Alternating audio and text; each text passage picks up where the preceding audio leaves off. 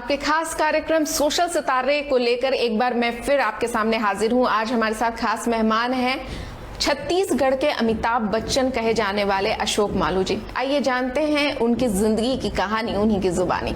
अशोक जी, आपका हमारे कार्यक्रम में बहुत बहुत स्वागत है। नमस्कार। सबसे पहले तो आपका लुक बिल्कुल अमिताभ बच्चन की तरह है। जब आपको लोग अमिताभ अमिताभ पुकारते हैं या अमिताभ बच्चन कहकर घेर लेते हैं तो कैसा लगता है? देखिए, बहुत स्वाभाविक है। प्रशंसा इंसान को बहुत पुलकित करती है, आनंद देती है। लेकिन ये सौभाग्य मुझे जब से मिला है जी, यकीनन मेरी जिंदगी का हर पल बदल गया है। मेरे सोच, मेरे विचार, मेरे काम करने का तरीका, लोगों से मिलने का तरीका और प्रेम बांटने का तरीका, ये पूरी तरह से मेरे लाइफ में चेंज हो गया है। और ये घटना है साल 2008 की। अमिताभ बच्चन के आप बहुत बड़े फैन हैं जी। तो उनकी कोई पहली पिक्चर जो आपको याद होगी आपने बचपन में या कभी देखी हो शुरुआती दिनों में? बिल्कुल। मेरे बड़े भाई रायपुर आके एक पिक्चर देखा उन्होंने, दीवार जी, और उनको मालूम था कि मैं फिल्म का बहुत शौकीन हूँ। वो जैसे ही वापस आए महासमुंद और मुझसे कहा कि तू जा पहले वो दीवार पिक्चर। बहुत सुपरहिट हुई थी वो मूवी और उसके डायलॉग्स भी। बिल्कुल। और वो दीवार पिक्चर देखने के लिए हम वहां से स्कूटर में रायपुर आए, पिक्चर देख के हम वापस महासमुंद पहुंचे। चूंकि मैं महासमुंद का हूँ जी, हाल करीब 26-27 सालों से रायपुर में हूँ, लेकिन वो पिक्चर का इम्पैक्ट, उसमें जो बिग बी साहब ने जो अदाकारी की जी, उसका कोई जवाब नहीं, उसका कोई तोड़ नहीं। अच्छा, आप एक डायलॉग अगर आप सुना दें हमारे दर्शकों को दीवार का तो मजा आ जाए। दीवार के संवाद ज्यादातर माँ बेटे के बीच में या भाई भाई के बीच में। मैं आपको उनकी फिल्म कभी कभी एक आई थी उसका, जी जी, वो भी सुपरहिट फिल्म और थी, बहुत ही शानदार है।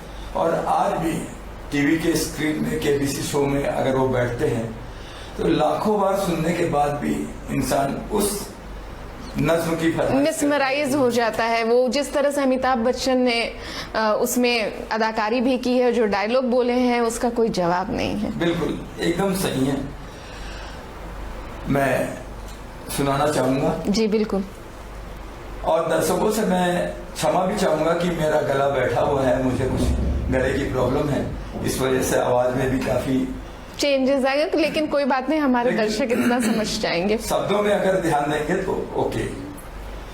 कभी कभी मेरे दिल में ख्याल आता है कि जिंदगी तेरी जुल्फों की नरम छांव में गुजर न पाती तो शायद आप हो भी सकती थी। ये रंजो गम की स्याही जो दिल पे छाई है तेरी नजर की स्वाहों में हो भी सकती थी, मगर हो ना सका। मगर ये हो ना सका और अब ये आलम है कि तू नहीं, तेरा गम, तेरी जुस्तजू नहीं। गुजर रही है कुछ इस तरह जिंदगी मेरी, जैसे इसे किसी सहारे की आरज़ू ही नहीं। न कोई राह, न मंजिल, न रोशनी का सुराग, भटक रही है जिंदगी मेरी। इन्हीं अंधेरों में रह जाऊंगा कभी खोकर, मैं जानता हूँ मेरी हमनफस, मगर यूं ही कभी कभी मेरे दिल में ख्याल आता है, कभी कभी मेरे दिल में ख्याल आता है। अच्छा, अमिताभ बच्चन की फिल्मों को देख करके और जो नकल करना होता है उनकी अदायगी की, उनके डायलॉग की, ये आपने कब शुरू किया? या ऐसा तो नहीं कि पहले आप करते रहे हों लेकिन लोगों के सामने उसको एक्ट करने में झिझक हो और फिर बाद में जब लोगों ने इस पर ध्यान दिया हो तो खुल करके आप फिर सामने आए? ये तो एक बहुत बड़ी बात है कि उनकी नकल करना। और मैं जैसे जैसे उनकी जीवनी पढ़ा या उनके बारे में जानने की कोशिश की तो उनके व्यक्तित्व की ऊंचाई इतनी ज्यादा थी कि मुझे लगा नहीं कि कभी उनकी नकल करनी चाहिए। मन तो बहुत होता था, विचार बहुत आते थे, कोशिश भी करने की कोशिश भी करता था, लेकिन ऐसा लगता था कि उनको देखने के बाद हमको कौन देखेगा, उनकी अदाकारी के बाद हमको कौन पूछेगा। और उनके जी जो एक्टिंग है वो आपको मैं बताऊं, आप भी अनुभव करते होंगे कि उनके बॉडी का पोस्चर, उनके बॉडी का मूवमेंट इतना आत्मीय है कि जिस रोल को कर रहे हैं ऐसा लगता था कि वो उस रोल को जी रहे हैं। हाँ, और वो रोल जो है वो अमिताभ बच्चन के लिए बना है और इसलिए महानायक भी कहे जाते हैं। और हाँ, महानायक कहे जाते हैं। और सबसे बड़ी बात यह है कि अगर उस रोल को किसी और को दिया जाता तो शायद वो नहीं कर पाता। और कौन बनेगा करोड़पति की जो लोकप्रियता है वो भी अमिताभ बच्चन की वजह से, मतलब कौन बनेगा करोड़पति और अमिताभ बच्चन आज की डेट में एक दूसरे के पूरक हो चुके हैं। उनके बगैर जो है कल्पना ही नहीं की जा सकती है उस शो की। वो शो कोई और कर सकता। और सबसे बड़ी बात है कि जिस आत्मीयता से वो लोगों से मिलते हैं, ऐसा लगता है कि किसी परिवार के सदस्य, और बहुत कंफर्टेबल फील कराते हैं क्योंकि वो इतनी बड़ी हस्ती हैं कि उनके सामने कोई भी नर्वस हो जाता है। बात आपने बोली कि जितनी आत्मीयता से मिलते हैं, वो उनका एक हम्बलनेस है। आप अगर इसके साइंस में जाएंगे, इसकी गहराई में जाएंगे, तो ये कलेक्टिव कॉन्शियसनेस होता है जी, कि उनको देखकर, श्री अमिताभ बच्चन जी को देखकर दर्शक में अगर 1000 लोग बैठे हैं या 1 लाख लोग बैठे हैं, 1 लाख लोगों में से 9,990 लोग एक ही बात से प्रभावित होते हैं कि यार क्या इंसान है वो, क्या सहज है, क्या सरल है, कितनी आत्मीयता है उनमें। तो ये कलेक्टिव कॉन्शियसनेस होती है जो सबके दिलों में एक साथ जागृत होती है। इसके अलावे जैसे आप किसी और भी वर्ग के लिए कुछ काम करना चाहते हैं जो अब तक उपेक्षित हैं? हाँ, अनाथालय में मैं बहुत जाता हूँ। अपने बच्चों का जन्मदिन अनाथालय में मनाता हूँ। उन बच्चों के साथ घुल मिल के मुझे खुशी मिलती है। भले ही रोज नहीं जा सकते हैं, लेकिन एक दिन है तो मैं अपने पोते पोतियों का जन्मदिन वहां मनाने की कोशिश करता हूँ। साथ ही मैं एक ये चाहता हूँ कि अभी आप देखेंगे कि सन 2000 के बाद से जी, महिलाओं के काम करने के प्रति रुझान जी, या परिवार को कंधे से कंधा मिलाकर बरोबरी से स्टैंड करने का जो कार्यभार संभाला है महिलाओं ने, घर से बाहर निकल के काम करने की जो क्षमता उन्होंने दिखाई है वो अद्वितीय है। जी, आप जिस जगह भी जाएंगे आपको महिलाओं की संख्या हर क्षेत्र में महिलाएं अब आगे आ रही हैं, आगे आ रही काम में। लेकिन जो मैंने करीब से इंटरव्यू लिया, कई लोगों से पूछा, मैं आपसे भी पूछूंगा, आपसे भी बात करूंगा, जो उनकी काम करने के बाद में पीड़ा है, उनको परिवार के अंदर में जो सम्मान नहीं मिल पाता है, उनको समाज में जो सम्मान नहीं मिल पाता है। मैं आपको एक किस्सा बताता हूँ। एक महिला है जी, है वो आती थी और बहुत छोटा मोटा काम लेके आती थी और बोलती थी कि भैया इसमें मदद करो ना, भैया इसमें मदद करो। मैं उनको ये बोलता था कि आपकी उम्र है, अभी आप शादी क्यों नहीं कर लेते जी? भैया आप एकदम सही बोल रहे हैं। वो मेरे सामने रो दी। आपको मैं टच वुड बता रहा हूँ, ये घटना आपको मेरे सामने रो दी। भैया मैं काम के लिए जाती थी हूँ, लेकिन मुझे लोग इस तरह से देखते हैं कि मुझे बहुत खराब लगता है, लेकिन मेरे को परिवार चलाने के लिए काम करना ही पड़ता है। 2 साल बाद वो मेरे पास आई कि भैया आप मुझे बोल रहे थे कि शादी क्यों नहीं कर लेते, मैं तैयार हूँ, आपके अगर ध्यान में कोई लड़का हो तो बताइए। तो मेरे ध्यान में एक लड़का आया, मैं बताया, उनके पेरेंट्स को बोला, उनके पेरेंट्स स्ट्रेट फॉरवर्ड मना कर दिए कि जॉब वाली लड़की नहीं चाहिए, कि ये सब झमेले में हम नहीं पढ़ते, ये अगर आप बेटी मानते हो आप जानो और आपका काम जाने और वो जाने। मैं समाज के 5 ट्रस्टियों को बुलाकर आर्य समाज मंदिर में उनकी शादी करवाया जी। और आज खुशी मुझे इस बात की है, वो जहाँ कहीं पे भी होंगी सुन रही होंगी कि बहुत करोड़पति परिवार में वो गई है जी। लेकिन उसका मायका रायपुर में, लेकिन वो कभी आके मुझसे नहीं मिली। इस बात का कभी दुख होता है, लेकिन मैं हतोत्साहित नहीं हूँ। मुझे अच्छा ये लगा कि वो अपना भविष्य बदल। अच्छा, आपके बेटे का नाम जो है अमित है, तो उसके पीछे क्या आप फैन थे अमिताभ बच्चन के, ये साइकोलॉजी थी या एक संयोगवश बस ये नाम रखा गया? ये संयोगवश है कि मुझे आ से नाम रखना था जी, तो अमित नाम रखा मैंने। और बहुत लोगों ने ये सवाल किया आप जो कर रही हैं, लेकिन इसका जो कोई जवाब नहीं है, क्योंकि वो मेरा बेटा है और ये बेटे के कोइंसिडेंस था कि नाम अमित ही रखा गया उनका। अच्छा, जब आप अमिताभ बच्चन के तौर पर मशहूर होना शुरू हो गए तो उसके बाद आपको ऑफर मिलने शुरू हुए, जैसे डुप्लीकेट रोल या फिर जैसे छत्तीसगढ़ में भी मूवीज बनती हैं या कहीं और भी बनती हैं, हिंदी फिल्में या सीरियल या कुछ भी, कभी आपको अप्रोच किया गया या आपने किन फिल्मों में या किसी डॉक्यूमेंट्री में काम किया है तो उसके बारे में भी बताएं। हाँ, मुझे ऑफर तो बहुत मिले और लोगों का कहना था कि जरूर आप इंडस्ट्री में आइए करके, लेकिन मेरा बेटा उस समय बिजनेस में एंट्री किया था और मेरा बिजनेस ठीक ठाक चल रहा था। तो मैंने ये विचार किया कि एक काम जो सही चल रहा है उसको छोड़ के दूसरे काम को पकड़ना न्यायोचित नहीं है।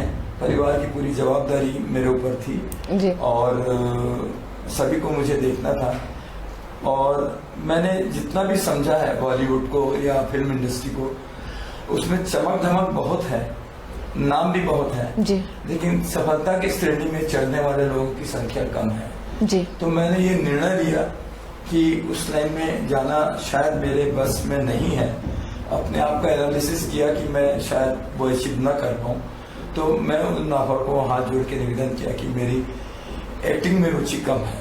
फिर भी आपने एक दो फिल्मों में या सीरियल्स में किया है। बहुत जाने माने छत्तीसगढ़ के निर्माता और निर्देशक है संतोष जैन जी। उन्होंने कुपोषण पे जो वेलफेयर के लिए एक सोशल वेलफेयर के लिए, जो कुपोषण के लिए, तो उसमें मैंने काम किया था और उस फिल्म का टाइटल था विक्रम बेताल। उसमें उन्होंने जो भी रोल दिया मैंने किया। वो डॉक्यूमेंट्री तो 15 मिनट की थी लेकिन 24 घंटे उस पर लगे और उतना समय जिस तरह से बीता है तो मुझे ये लगा कि मेरे लिए बहुत कठिन काम है। डायबिटिक मधुमेह विशेषज्ञ के तौर पे जाने जाते हैं, भीष्म पितामह कहा जाता है। ये टाइटल उनको दी हुई है। उनसे उनको लेक्चर कराया, उनसे क्वेश्चन आंसर करवाया, रूबरू करवाया और वो 3 घंटे का कार्यक्रम जो हुआ मेरी जिंदगी का सबसे संतुष्टिपूर्ण कार्यक्रम था, जहां बच्चे और बच्चे के पेरेंट्स दोनों बहुत खुश थे और सब लोग बिलो नॉर्मल, मतलब मध्यम वर्ग या मध्यम वर्ग के नीचे के लोग थे। और उन्होंने ये बताया कि हम आपकी मदद सिर्फ इस तरह से कर सकते हैं कि आपको एजुकेट करके दवाइयाँ आपको जीवन भर खानी है, लेकिन दवाइयों खाने का तरीका, इंजेक्शन लगाने का तरीका किस तरह से होना चाहिए वो बताएं। इसके अलावे जैसे आप किसी और भी वर्ग के लिए कुछ काम करना चाहते हैं जो अब तक उपेक्षित हैं? हाँ, अनाथालय में मैं बहुत जाता हूँ। अपने बच्चों का जन्मदिन अनाथालय में मनाता हूँ। उन बच्चों के साथ घुल मिल के मुझे खुशी मिलती है। भले ही रोज नहीं जा सकते हैं लेकिन एक दिन है तो मैं अपने पोते पोतियों का जन्मदिन वहां मनाने की कोशिश करता हूँ।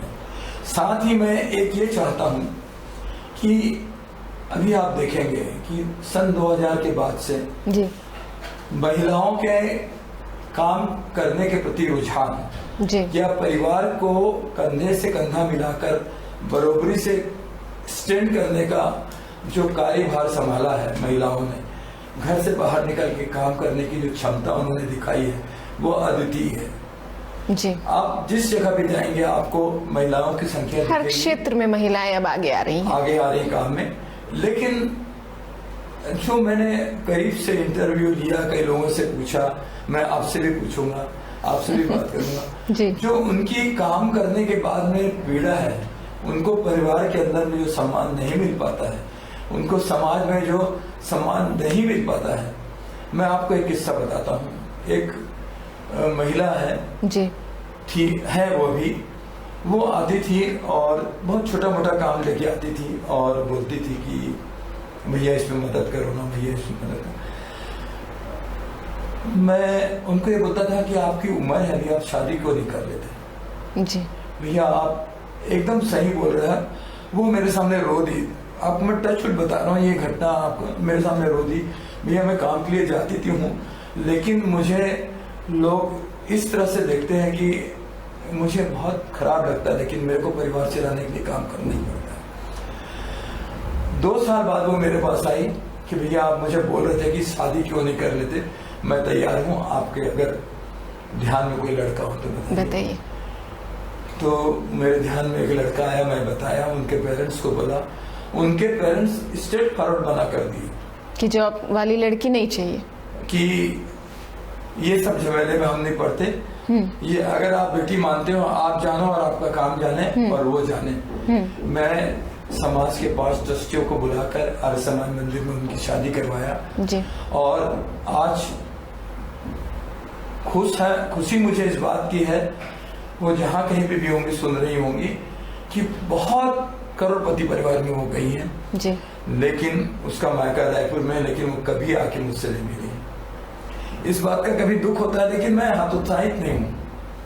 मुझे अच्छा ये लगा कि वो अपना भविष्य बदल ली। और आप चाहते हैं कि जो वर्किंग वुमेन हैं, हाँ। उनके लिए ज्यादा से ज्यादा जो वेलफेयर के लिए काम हो सके। खासतौर पे वर्किंग वुमेन की एक बहुत बड़ी समस्या होती है कि जब वो माँ बनती हैं, तो जैसे अभी भी ये व्यवस्थाएं नहीं है ऑफिस या ऑफिस के पास की एक क्रैच की व्यवस्था हो जहाँ वो बच्चों को रख सकें और बीच में टाइम निकाल करके वो अपने बच्चे को फीड करा सकें या फिर देख करके आ सकें। बिल्कुल सही बात है, ये कमी है हमारे संस्थानों में और इस तरह की प्रक्रिया कुछ अब शुरू हो गई है, उसको देख के कोशिश करते जा रहे हैं। कुछ बड़े संस्थानों में अभी ये प्रक्रिया शुरू हो गई और मैं हमारे दर्शक जो भी देख रहे हैं और जो सक्षम है, वो हमारी मैम ने जो कहा है कि उनके लिए अगर व्यवस्था करते हैं तो निश्चय ही समाज के लिए बड़ा योगदान होगा।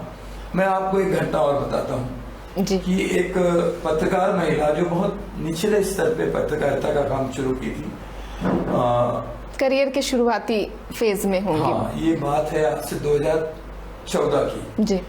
वो मेरे पास आई, मेरे ऑफिस में परिचित थी और मुझे बोली कि ये मैगजीन की आप मेंबरशिप ले लीजिए, मेरा इसमें कुछ सहायता भी हो जाएगी और मैं आगे बढ़ने की कोशिश करूँ। तो पता नहीं क्या मन मेरा हुआ, मैंने उसको डांटा, लिटरली डांटा, और डांटा इस तरह से डांटा कि जैसे एक बड़ा भाई अपनी छोटी बहन को डांटता है कि ये सब फालतू काम क्या करती हो तुम, कुछ ऐसा करो जिसमें जीवन में आगे बढ़ने का चांस हो। ये मैगजीन का मेंबरशिप कितना है? तो उन्होंने कहा कि 500 रुपये है। मैं 500 रुपये उनको दिया, ये आप रखो, इसकी रसीद मत काटिए, आप इसको पूरा रखिए और रसीद मत काटिए, लेकिन अपने भविष्य के बारे में जरूर सोचिए कि आपको जीवन में कैसे आगे बढ़ना है और हर रोज आज से कल कैसे अच्छा हो आपका, इस पे ध्यान दो। तो मैं सोचता हूँ कि आप ज्यादा तरक्की करोगे। आप बिलीव नहीं करोगे, ये 2022 है, 2014 की बात है। वो हर कुछ भी अचीव करती तो मुझे याद करती है, बुलाती है, और आज वो लड़की अपना घर बना ली है, कार मेंटेन करती है और बहुत अच्छे से। भैया सब आपका आशीर्वाद है बोल के हमेशा जब भी मिलेगी मुझसे। कविता लिखने का भी आपको शौक है और कोट भी आप करते हैं? हाँ, लिखने का मुझे शौक है। इसके बारे में भी आप बताएं कि कविता लिखने का शौक आपको कैसे पैदा हुआ, और अगर कोई कविता आप सुनाना चाहते हैं तो हमारे दर्शक। ये बहुत सी सामान्य बात है कि हर आदमी के मन में भाव उठते हैं, लेकिन वो भाव व्यक्त करने का हिम्मत नहीं होता है जी। कुछ अपने स्वभाव के कारण, कुछ इंट्रोवर्ट्स होने के कारण, कुछ शर्मिलापन होने के कारण जी। क्योंकि मैं कभी अपने जीवन में करीब 2000 तक के कभी माइक नहीं पकड़ा मैंने, कभी किसी के मंच में नहीं बोला, तो बड़े एक तो शब्दों के माध्यम से आपने दिल की भावनाओं को आप भावना रखती थी। तो मेरी डायरी है, मैं उसके पन्ने में से जी जी जी बिल्कुल पढ़ के सुनाना चाहूंगा, आपकी इजाजत हो तो। बिल्कुल। ये थोड़ा सा आत्मा परमात्मा का संबंध वाली कविता है। ईश्वर तुम कहाँ हो, ईश्वर तुम कहाँ हो, लगता है कि तुम मेरे पास ही हो, पर मुझे कोई आहट नहीं आती है, पर न मुझे कोई ऐसी सुगंध आती है कि तुम आसपास हो, पर न जाने क्यों मुझे लगता है कि तुम मेरे पास ही हो, कि तुम मेरे पास ही हो। खुशी कहती है कि तुम्हारा ईश्वर मैं हूं, पर मैं खुशी बांट के आनंद लेता हूं। दुख आकर कहता है कि मैं ही तुम्हारा ईश्वर हूं, पर मैं इसे बांट नहीं पाता हूं। दुख मुझे बार बार रुलाता है, तुम्हारी याद दिलाता है, और रुलाता भी बहुत है। क्या ईश्वर तुम इस रूप में मेरे साथ हो? पर फिर खुशी की एक किरण नजर आती है, उसे बांटने निकल जाता हूँ। मुझे एहसास होने लगता है कि मेरा ईश्वर मुझसे दूर चला जा रहा है। अच्छा, जाते जाते अशोक जी, मैं आपसे ये भी सवाल करना चाहूँगी, जो डुप्लीकेट्स की स्थिति है, आप तो शौकिया करते हैं, लेकिन कई लोगों की रोजी रोटी का ये साधन है, किसी बड़े एक्टर के जो डुप्लीकेट्स होते हैं, तो आप छत्तीसगढ़ सरकार से ऐसे डुप्लीकेट्स के लिए क्या गुजारिश करना चाहेंगे जिनकी रोजी रोटी इस पर चलती है? नहीं, मैं अपने लिए तो कभी कुछ भी नहीं मांगूंगा, लेकिन अभी हाल में भूपेश जी के नेतृत्व में एजाज ढेबर साहब महापौर बने हैं और उन्होंने रायपुर नगर निगम का मुझे स्वच्छता हेतु ब्रांड एम्बेसडर बनाया है। मैं आपके मंच के माध्यम से उनको धन्यवाद देना चाहता हूं और सरकार से भी ये कहना चाहता हूं कि हमारे छत्तीसगढ़ के कलाकार क्षमता बहुत है और बहुत सारी पिक्चरें बन रही हैं, उनका ऐसा कुछ कल्याण योजना बनाए कि उनको अगर कला के क्षेत्र में है तो उनको किसी पे और आश्रित रहना ना पड़े, उनका संपूर्ण काम मिले और उनकी क्षमता के अनुसार उनका जीवन यापन चले। और बहुत बड़े रूप में मैं छत्तीसगढ़ के फिल्म इंडस्ट्री को देखना चाहता हूं और यहाँ होते भी हैं। और अभी इन 5 सालों में काफी डेवलपमेंट हुई है। छालीवुड जो छत्तीसगढ़ फिल्म इंडस्ट्री जो है वो काफी डेवलपमेंट अच्छी हुई है और मैं लोगों से मिलता हूं, उनसे पूछता हूं तो उन लोग कहते भी हैं कि पहले से बहुत अच्छा पारिश्रमिक मिलने लगा। हाँ, मैं इस कड़ी में और आपको बताना चाहूंगा, मुझे कैलकाटा में यूनिवर्सल फोरम करके रिकॉर्ड का है जी, वो भी मुझे कैलकाटा बुला के दिया गया जी। जो भी मेरे इस अमिताभ बच्चन जी के स्वरूप के रूप में मैं दिखता हूँ और जो भी मैंने समाज के लिए किया है, जो भी कार्य किया है, उस एवज में मुझे ये अवार्ड वहाँ दिया गया, समाज सेवा के क्षेत्र में मिला जी। और अंत में मैं यही बताना चाहूँगा कि एक ऐसा प्रोग्राम करना, मोटिवेशनल प्रोग्राम करना चाहता हूँ महिलाओं के लिए, जो कामकाजी महिलाएं हैं, जो ऑफिस का दायित्व भी बहुत अच्छे से निभाते हैं और घर का दायित्व भी निभाते हैं। उस बीच में जो एक दिक्कत आती है ऑफिस और परिवार को संभालने में, और जिस तरह का वो मानसिकता बना के ऑफिस में जाती है कि हर बात को कहना है और उनको यस सर ही कहना है या ऑर्डर इस तरह से देना है कि बाकी लोग सब यस सर कहें, लेकिन घर में आके उनकी स्थिति एकदम विपरीत हो जाती है। घर के सब लोग डिमांड करना शुरू कर देते हैं, फिर भी उनको वहां जाके ठीक है बच्चों, हाँ मैं करती हूँ। और इस तालमेल को बैठाने के लिए जिस माइंड की कैपेसिटी की जरूरत पड़ती है, जिस ज्ञान की जरूरत पड़ती है, जिस अनुभव की जरूरत पड़ती है, तो मैं चाहता हूँ ऐसा एक कार्यक्रम यहाँ हो। और आपके चैनल के माध्यम से भी ये निवेदन करना चाहता हूँ कि हम अगर कार्यक्रम करते हैं तो आपका पूरा सहयोग लेंगे।